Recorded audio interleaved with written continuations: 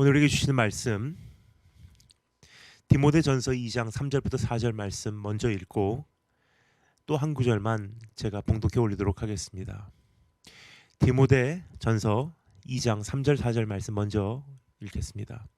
이것이 우리 구주 하나님 앞에 선하고 받으실 만한 것이니 하나님은 모든 사람이 구원을 받으며 진리를 아는 데에 이르기를 원하시느니라.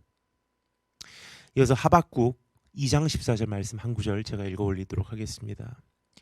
이는 물이 바다를 덮은 같이 여호와의 영광을 인정하는 것이 세상에 가득함이니라. 하나님 말씀입니다. 기도하겠습니다. 주님 감사합니다. 어두운 시대 가운데 우리에게 빛을 비춰주시사 실족하지 않게 하시고 이 시대를 잘 헤쳐나갈 수 있도록 우리에게 분별력을 허락해 주시기를 간절히 소망합니다. 예수 그리스도의 보혈로 덮어주시고 주 성령께서 우리에게 기름 부어주시기를 원하오며 살아계신 우리 주 예수 그리스도의 이름으로 기도드립니다. 아멘. 우리는 맥스를 시작하며 에베소 5장 15절부터 17절 말씀을 되새겨 보았습니다. 그런즉 너희가 어떻게 행할지를 자세히 주의하여 지혜 없는 자 같이 하지 말고 오직 지혜 있는 자 같이 하여 세월을 아끼라. 때가 악하니라.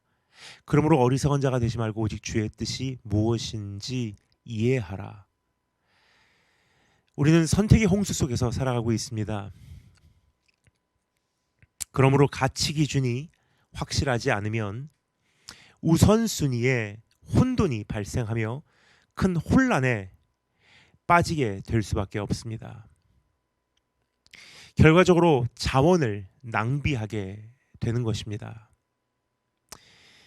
정작 시간과 물질을 투자하여야 하는 곳에 투자하기보다 분별을 하지 못하면 엉뚱한 곳에 투자하고 관심과 열심을 쏟아부어야 하는 곳에 쏟아붓기보다 무의미한 곳에 쏟아붓게 되기 때문입니다. 이와 같은 이유로 맥스, 매 시간마다 분별력에 대하여 함께 정리해 왔습니다. 첫 시간은 영향력의 극대화를 위하여라는 제목으로 우리의 선택의 기준은 무엇인지에 대하여 생각해 보았습니다. 우리의 선택의 기준에 대하여 조금 전에 읽은 구절에 다음과 같이 기록되어 있죠.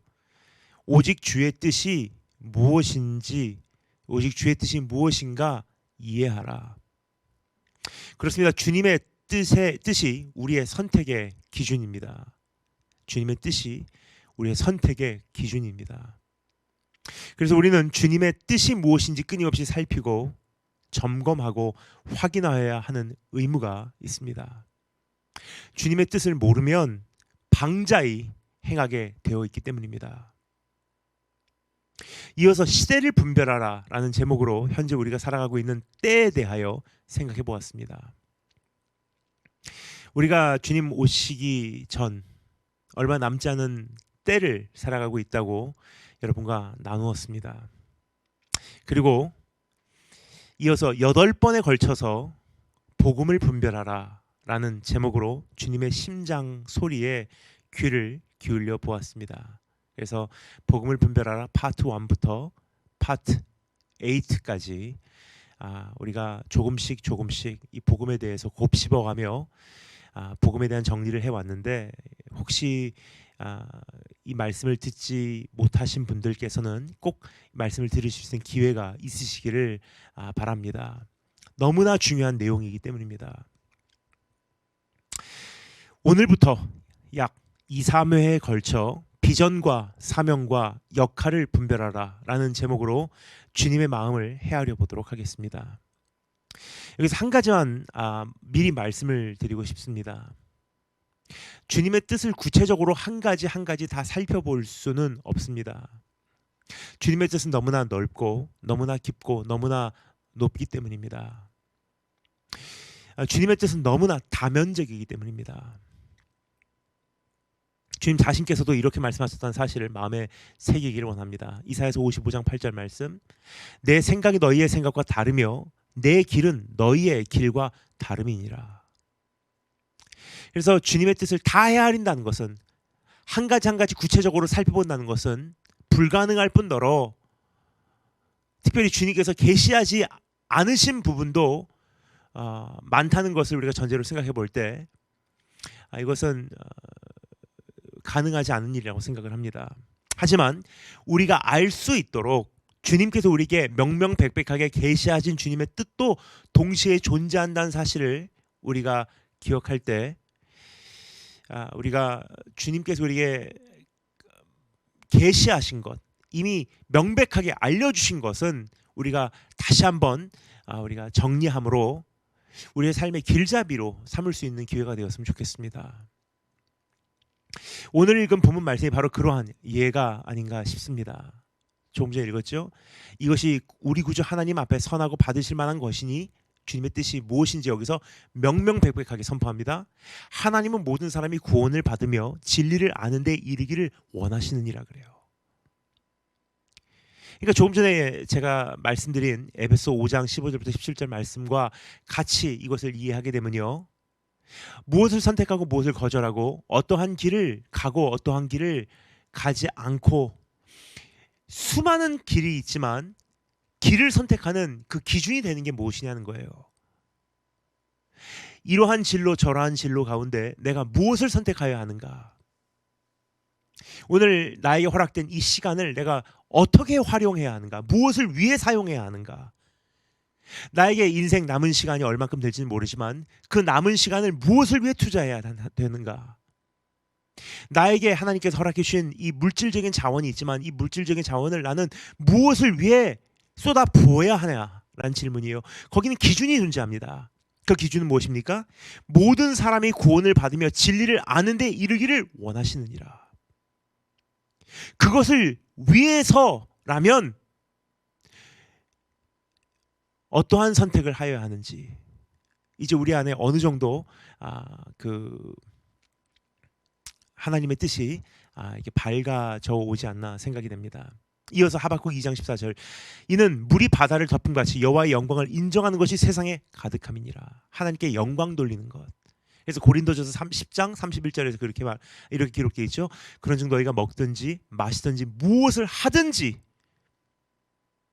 다 하나님의 영광을 위하여 하라. 그러니까 주님의 뜻, 우리의 인생의 가치 기준, 길잡이, 가이드라인, 이러한 것을 우리 마음에 한번 되새겨 보았으면 좋겠습니다. 주님은 영원 구원을 원하십니다. 주님은 우주 만물 회복을 원하십니다. 그래서 이 세상이 하나님의 영광으로 가득 채워지기를 원하시는 것입니다. 이것이 비전이에요. 일반적으로 우리에게 비전이라는 단어는 비전 우리가 교회 안에서도 자주 사용하고요, 선교 단체들도 자주 사용하고요, 그리고 성도 개개인의 입술에도 이 비전이라는 단어가 매우 익숙하고요. 우리뿐만 아니라 사회적으로도 기업들, 정치계 쪽에서도 이 비전이라는 단어를 자주 사용을 합니다. 근데 일반적으로 우리에게 비전이라는 단어는 우리가 바라보고 소망하고 계획하는 장래라는 의미를 가지고 있습니다. 네이버에는 비전이라는 단어가 다음과 같이 정의가 되어 있더라고요. 장기적으로 지향하는 목표, 가치관, 이념 등을 통칭하는 개념이에요. 세상 사람들은 비전이 서로 다를 수 있다고 생각합니다. 그래서 우리 비전을 한번 나눠봅시다 하면서 대화를 나누죠. 당신의 비전은 무엇입니까? 실컷 얘기를 듣고 나의 비전은 이러한 비전이에요 하고 우리가 대화를 해요. 사람마다 지향하는 목표와 사람마다 지향하는 가치 기준과 사람마다 지향하는 이념이 다 다르기 때문입니다.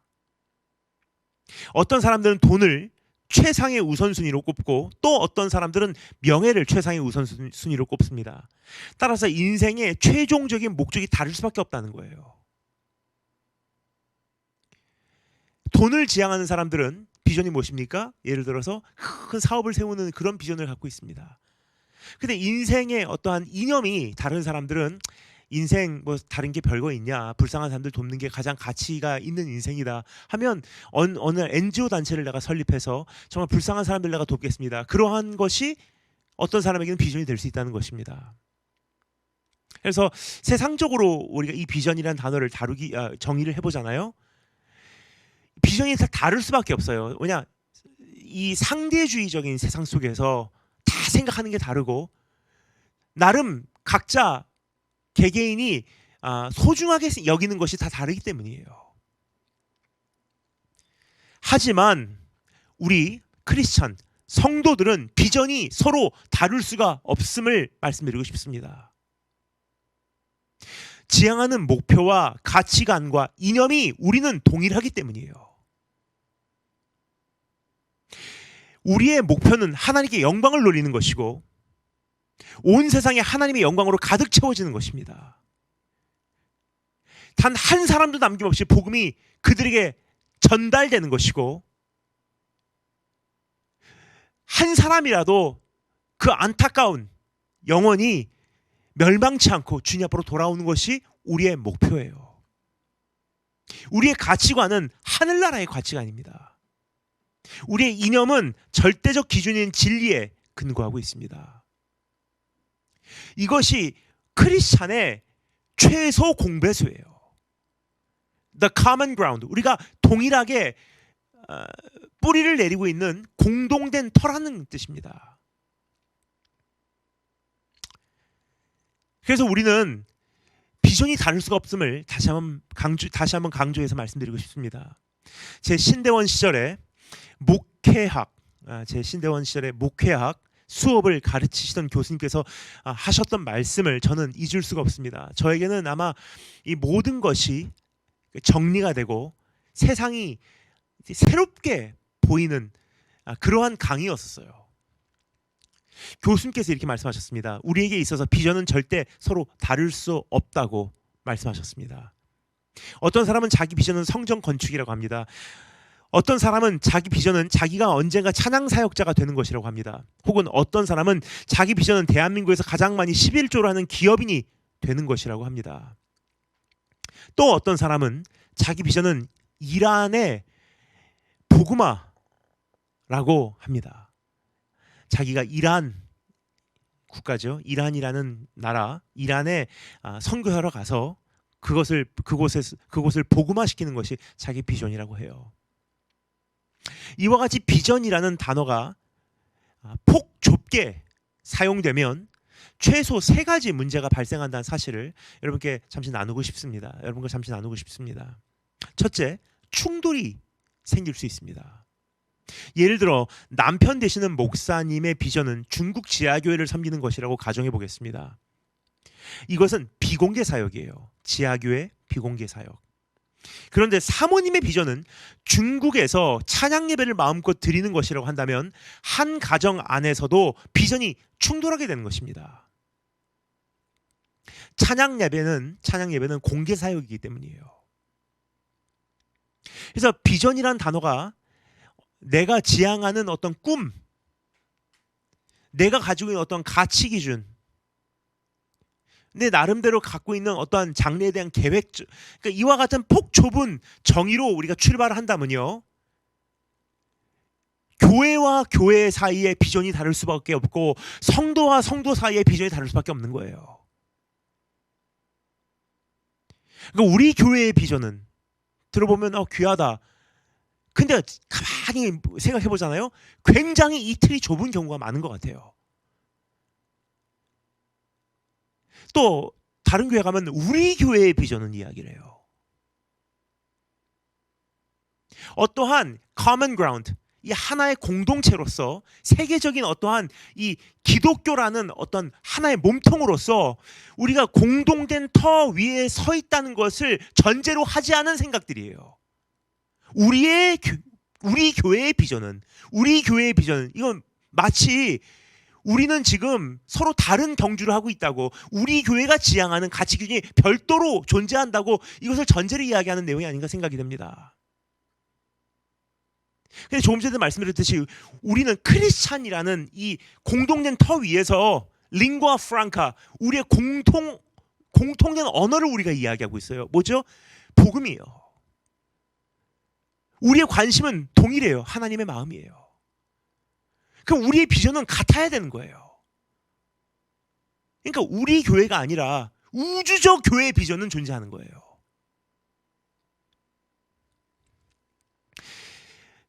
비전이라는 단어가 이렇게 폭 좁게 사용되면요, 두 번째 부작용이 발생합니다. 사역의 만료일이 생길 수 있다는 것입니다. 사역의 만료일, 사역의 어떤 형태가 유효기간을 맞이하게 된다는 뜻입니다. 위에서 예를 들었습니다. 만약 비전이 내가 이란 선교사가 되는 것이라면 이란이라고 하는 나라에서 내가 추방당하는 순간 그 비전은 유효기간 만기를 선고받게 되는 것이 아니겠습니까? 그럼 어떻게 해야죠? 이제는 내가 무엇을 위해서 살아가야 되나? 비전을 새롭게 정리하지 않으면 이제는 나는 굉장히 이제 그 방황에 빠지게 돼 있어요. 내가 한평생 꿈꿔온 것이 내가 찬양 사역자로 주님 앞에 마음껏 성악으로 영광 돌리는 건데 어느 날 갑상선 암 수술 받고 찬양을 못 드리게 되면 내 비전은 하루아침에 유효기가 만기예요. 근데 이 비전이라는 단어가 우리가 지금 말씀드린 대로 개인적인 어떤 장래에 대한 내가 지향하는 어떤 그림, 그렇게 단순히 그 폭 좁은 정의로 우리가 생각을 하잖아요. 세 번째 부작용이 존재합니다. 사역의 부작용이 생길 수 있다는 거예요. 사역의 부작용. 때와 장소와 대상에 따라서 be all things for all people. 여러 사람에게 여러 모습이 되어주기보다 오히려 자기의 비전을 주장하다 보면 사역의 현장에서 부작용을 일으키게 된다는 사실을 기억하시기 바랍니다. 예를 들어 춤으로 땅끝까지 내가 그 경배와 찬양을 하는 워십 댄스로 내가 땅끝까지 가서 선교를 하겠습니다. 이것도 굉장히 애매한 부분이에요. 보통 우리가 어렸을 때 이런 예화를 많이 들었습니다. 주일학교 때 이런 예화를 많이 들었습니다. 그 서커스에서 일하는 어느 광대가 서커스에서 이제 묘기를 부리는 한 광대가 나도 주님께 무엇을 드릴 수 있을까 고민을 하다가 나는 가진 게 없지만 내가 주님을 위해서 묘기를 할 수 있다 해서 아무도 없는 그 무대에서 밤에 혼자서 그 묘기를 하고 있다는 거예요. 그것을 보시고 하나님께서 야, 너는 아무것도 나에게 주는 게 없지만 그 묘기를 나를 위해서 했으니까 내가 영광을 받겠다. 그러면서 뭐라 그러죠? 여러분께서 하나님께 드릴 수 있는 것이 무엇입니까? 춤을 출 수 있습니까? 그럼 마음껏 춤추시기 바랍니다. 이거 여러분 굉장히 일방적인 거라고 생각 안 하십니까? 하나님은 창세기부터 본인이 어떻게 예배를 받기를 원하시는지, 어떠한 제사를 받기를 원하시는지 굉장히 구체적으로 요구를 하셨어요. 근데 우리가 어떤 중심만을 강조하다 보니까 어떻게 됐죠? 내가 드리는 것이 중심이 있으면 괜찮아 정도로 어떤 형태적인 것은 그냥 우리가 별로 생각지 않게 되지 않았나 생각이 됩니다. 그래서 우리가 일반적으로 선교를 하게 되면 내가 갖고 있는 것이 무엇인가를 먼저 생각을 해요. 내가 갖고 있는 것이 나는 춤을 잘 춘다. 나는 워십 댄스를 잘한다. 그러면 장소가 어디든지 뭐 지금 어떠한 시대이든지 대상이 누구든지 그거는 별로 관계가 없다고 생각해요. 내가 주님께 드릴 수 있는 것이 무엇인가가 우선적으로 생각을 하니까. 그럼 내가 주님을 위해서 춤을 출 수 있다. 난 춤추는 거 좋아합니다. 그러면 나 주님을 위해서 춤추겠습니다. 그럼 어떻게 하죠? 춤을 가지고 땅끝까지 갈 수 있다고 생각해요. 중국 가서도 춤추고 선교하고 아프가니스탄 가서도 내가 워십 댄스를 주님 앞에 영광 돌리겠습니다. 그렇게 생각을 한다면 아마 중국 국경선을 넘어 중동에 들어가기 전에 이미 체포당하거나 추방당하게 될 것입니다.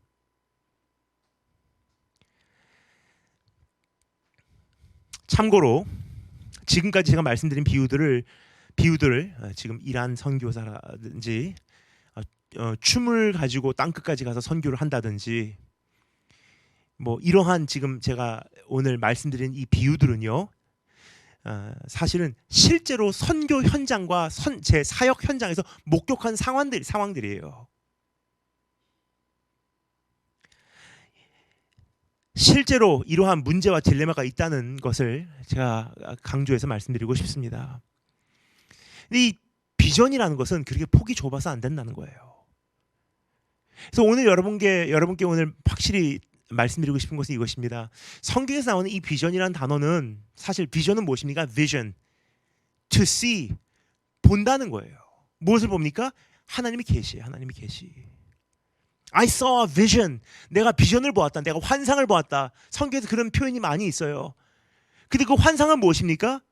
하나님께서 보여주는 묵시예요. 여호와의 계시예요. 그럼 여호와의 묵시, 여호와의 계시의 내용은 무엇이었습니까? 하나님이 무엇을 원하시냐예요. 영원 구원이고 땅까지 복음이 전파되는 것이고, 땅까지 복음이 전파되면 주님 이 땅에 오셔서 세상을 심판하는 것이고, 우주 만물 회복되는 것이고, 우리의 눈물을 닦아주시는 것이고, 공의를 베풀어 주시는 것이고, 주님이 잃어버렸던 자녀들이 돌아오는 것이고, 이게 하나님의 비전이에요. 근데 우리는 이 비전이라는 단어를 굉장히 이 폭이 좁은 의미로 사용을 해요. 내 비전은, 우리 교회의 비전은. 근데 이렇게 폭 좁은 틀로 우리가 비전을 접근하잖아요. 성도와 성도 사이에 충돌이 있을 수밖에 없고, 교회와 교회 사이에 경쟁심만 유발되게 될 수밖에 없고, 교회와 선교 단체 사이에 이질감만 형성될 수밖에 없다는 것입니다. 왜냐, 다 비전이 다르기 때문에. 그렇게 그 충돌이 없다고 해야 돼요. 그 비전이 오래 가질 않아요. 만료일. 그럼 어떻게 됩니까? 다시 부수고 또 세워야 되는 거예요. 또 열심히 다시 건축을 합니다. 새로운 비전을 위해서 내 인생을 재건하는 거예요. 근데 어떻게 됩니까? 경제 위기가 오고 전쟁이 터지고 마음껏 사역을 할 수 있던 공개적 영적 토양에서 더 이상 마음껏 복음을 외치지 못하는 비공개 영적 토양으로 사역의 영적 토양 자체가 바뀌어버리고, 대표적인 예가 뭐죠? 최근에 홍콩이에요. 하루아침에 영적 토양이 바뀌어버린 중국 셴젠입니다. 그 전주만 해도 마음껏 설교했었어요. 마음껏 찬양했었어요. 근데 어느 날 교회 가니까 담임 목사님이 안 계신 거예요. 교회가 폐쇄돼 버렸어요. 그때까지 교회의 비전이, 내가 하나님 마음껏 중국에서 노방전도를 하면서라도 내가 복음을 전파하겠습니다, 그게 내 비전이었다면요, 중국에서 구도자 예배를 시작하겠습니다, 어떠한 사람도 마음껏 와서 예배를 드릴 수 있는 그러한 공동체를 설립하겠습니다, 이게 비전이었다면 새롭게 형성된 이 사회의 어떤 틀 속에서는 통하지 않는 거예요. 다음 주에 우리 이어서 사명이라는 단어와 그 다음 주에 또 시간이 되면 임무, 역할이라는 단어를 정리해 보겠습니다. 근데 이 세 가지가 우리가 혼돈이 있어서는요 안 된다고 생각을 해서 저는 오늘부터 약 2, 3주에 걸쳐서 이러한 말씀을 나누게 되었습니다. 여러분, 한 가지만 말씀드리고 말씀 마치도록 하겠습니다. 하나님의 비전은 무엇입니까? 예수 그리스도를 이 땅에 보내셔서 복음을 들어야 될 사람이 복음을 듣고 한 사람도 남겨 주님 앞에 돌아오는 거예요. 이것이 모든 주의 교회, 모든 주의 백성의 공유되는 비전입니다. 이것을 하나님께서는 계시로, 묵시로 우리에게 보여주신 거예요. That is the vision of God. 이게 하나님의 비전이에요. 그러한 비전을 우리가 가지고 있다면 어떻게 됩니까? 시대가 바뀌어도, 정권이 바뀌어도, 토양이 바뀌어도 그 비전은 안 없어져요. 왜요? 하나님은 영원하신 분이시기 때문에. 하나님은 불변하신 분이시기 때문에. 하나님의 비전은 어떠한 세상의 풍파에 영향을 받지 않습니다. 내가 이란 선교사로 추방을 당해도 괜찮아요. 왜요? 비전은 안 바뀌었어요. 땅까지 복음을 전파하는 것이 내 비전이라면요, 이란 선교사라고 하는 하나의 역할에서 내가 유효기간을 맞이한지는 몰라도요, 내가 땅까지 복음을 전파한다는 이 비전은 안 바뀐 거예요. 이제 굉장히 많은 여러 가지가 변화될 수밖에 없는 시대에 여러분과 제가 살고 있습니다. 엄청난 경제 위기들이 지금 다가오고 있고요, 세상은 끊임없이 요동을 하고 있어요. 그리고 포스트 코로나라고 하는 우리가 가보지 못한 시대로 우리가 접어들고 있습니다. 근데 우리가 혼란스러워하지 않아도 돼요. 왜 그렇습니까? 우리의 비전은 프리 코로나나 포스트 코로나 똑같은 비전이에요. 우리의 비전은 마음껏 복음을 전할 수 있을 때나 더 이상 복음을 마음껏 전하지 못하는 때나 때를 얻든지 못 얻든지 똑같은 비전이에요. 그러한 비전을 여러분 소유하고 계십니까? 다 같이 기도하겠습니다. 주님, 혼란스러운 시대 혼란스럽지 않게 하시고 이제 수많은 선택 속에서 옳은 것을, 더 좋은 것을, 영원한 것을 선택하고 선택하는 것뿐만 아니라 꼭 붙잡을 수 있는 지혜와 의지와 열심과 주님 사랑하는 마음을 주시기를 간절히 소망합니다. 그리고 이 어두운 시대 분별할 수 있도록 은혜를 내려주시고 나의 꿈이 아니라 하나님의 비전을 내가 확실히 알고 그것을 이루어드리기 위해 be all things for all people, 모든 사람들에게 여러 가지 다양한 모습으로 나아갈 수 있는 장소와 때와 대상에 맞춰서 끊임없이 내 자신을 바꿔가더라도 가장 중요한 비전만은 바뀌지 않는, 내게 능력 주신 자 안에서 내가 능치 못할 일이 없다, 내가 부에 처할 수도 있고 비천함에 처할 수도 있는 그러한 자유자재로 움직일 수 있는 참된 성도 되게 하여 주기를 간절히 소망합니다. 살아계신 우리 주 예수 그리스도 이름으로 기도드립니다. 아멘.